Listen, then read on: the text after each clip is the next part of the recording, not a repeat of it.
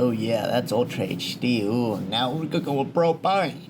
Hello, my name is Martin Castellanos Cubides Carreño Salas. I've been gone for a while. Yeah, I've been doing a lot of quantum stuff, and I've been working on this project for the last maybe like half a year-ish. And I want to put it to bed, tuck it in, read a good book, and, just really put it away, put it to bed. Because I have other things I want to do, like photonic crystal work I'm doing in my lab, which I won't tell you the name of because it's a secret and you're not allowed to know the name. And I want to finish quantum field theory. That'd be nice. And give my dog a bath. I haven't done that in a while. I think she'd like it. But anyways, enjoy this brief glimpse into the world of quant-computer science. So I wrote a paper on this project, this subject, and it's published for anybody that's curious. Very prestigious journal, martinqq.com. No relation. Normally I would take a broad overview approach to this and, build up the idea so that anybody watching it with no knowledge of anything could understand these concepts, but I am not a science educator. I am a physicist, a very prestigious, great physicist who is published. And so the audience for this is people who kind of already are familiar with the terms, who know what I'm talking about. So if you don't, go learn all of it and then come back, ask ChatGPT or something. So yeah, find details in this video, but finest details in the paper. So check it out. So with that said, I guess the idea is that we are using a quantum walk to model water dispersion in soil.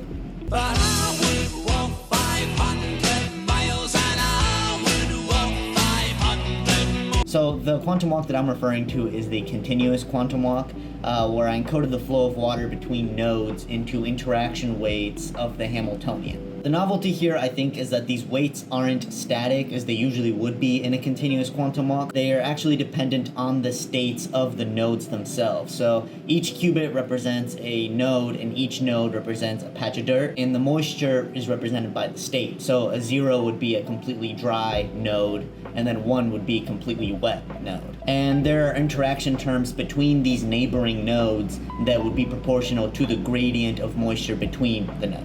So the idea is you would have a transition from wet spots to dry spots, and it would be more drastic the bigger of a difference there is, just like with normal water dynamics. So where normally with a quantum walk, you don't need to know what the states are between the steps, right? All you really care about is the start and the end, and you just apply one continuous thing. Mine requires that at every time step you stop, you measure, and from that measurement you create a new gradient, and you'll kind of like apply those different ones as you keep going. So what that would look like in practice is you would have an initial gradient, right, for your first state, and you would take that gradient, make a Hamiltonian, and apply one time step, right? You move a little bit in time. Then what you have to do is you have to actually measure to see what the new states are, calculate a new gradient based on these new states, and then start over, put that first time step that you already did, and then now you're gonna add another time step based on that second gradient that you calculated, and then you're just gonna keep going like that, right? Next you will measure again, take that new gradient, make a new step out of it, put all the other steps before, add the new one, and you just keep going and going and going. So the big difference here is that the time evolution is not the nice continuous time reversible one that kind of follows a Schrodinger equation, right? We have to add in there the sudden irreversible collapses. If you choose to look at it through the Copenhagen interpretation. We have to collapse the wave function at each time step to decide how the Hamiltonian should change.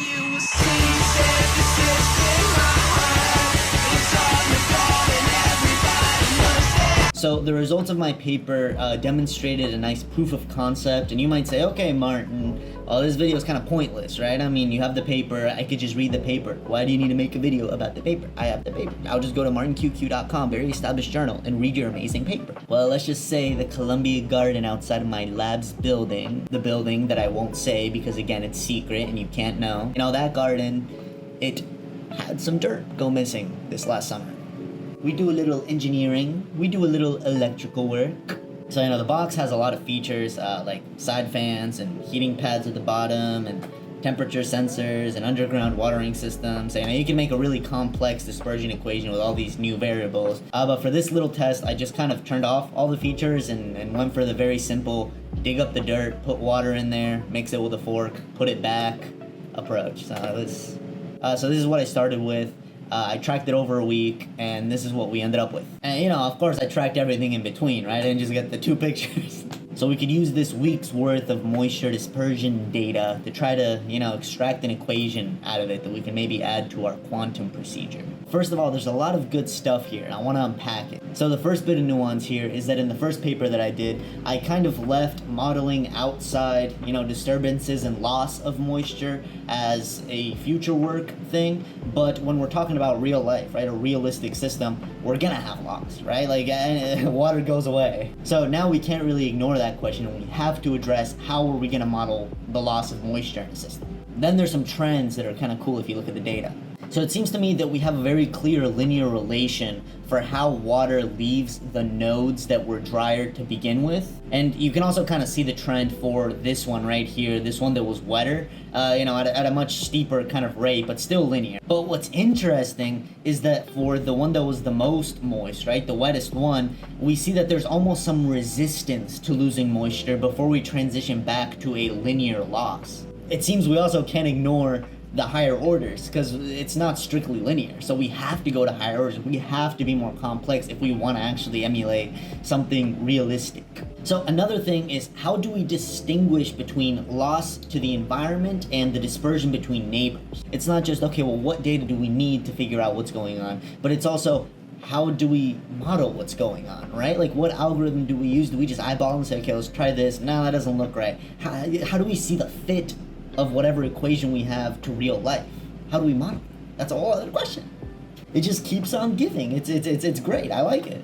This is my simple take on it, right? And it's obviously limited by the fact that I stayed with only a first order dispersion, right? So I only went up to the gradient in the first power. And then I also used the constant. I didn't even add a variable of the gradient to the loss. I just made it a constant and said at all moistures, all of these are going to be losing moisture at the exact same rate. Is that a reasonable assumption? I would argue not, but it simplifies the system. You know, it's the classic physicist being like, first we will assume the penguin is a sphere, you know? But to get a more accurate model that replicates, you know, even this one test, we got to go to the higher powers, and we got to go into more complex functions. There's no other way around it. Linear, like having a linear relation isn't going to cut it. You know, and also, as I mentioned before, in my paper, I mentioned towards the end the question of how do we take moisture out of the system, right? Because it's not preserved in a real system. You have to have loss to the outside. How do you model that?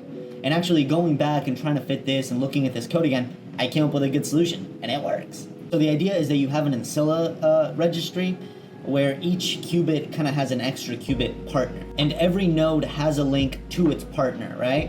And so at the start of every time step, it's going to put some moisture onto it. But here's the good part. After it sends moisture to it, we measure this partner qubit and we reset it to 0. So it's essentially acting like a water bucket that you deposit some water into and then you dump it out for the next time step, right? So it's always kind of empty and it just goes away. You know, originally trying to save qubits, I tried to just do one water bucket that all these nodes kind of dumped into and then we emptied it out. But I saw too many like transitions between the actual nodes facilitated by the bucket. So I had to give each one its own individual one. And that seemed to actually have realistic behavior. So, and that's that. Good night, fair prince.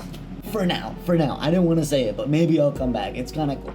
I mean, it's a cool concept, and it has so many kind of like new doors it opens, new things to explore, but I'm a physicist, not a computer scientist, so I think I'm good leaving it here. So yeah, I mean, if you want a more detailed breakdown, you're free to read it, martinqqq.com, no relation. I'll also probably write a second paper, because I've expanded quite a bit on the original one. So I'll probably publish that too. I mean, I'll see if they publish it, right? You're a big publication.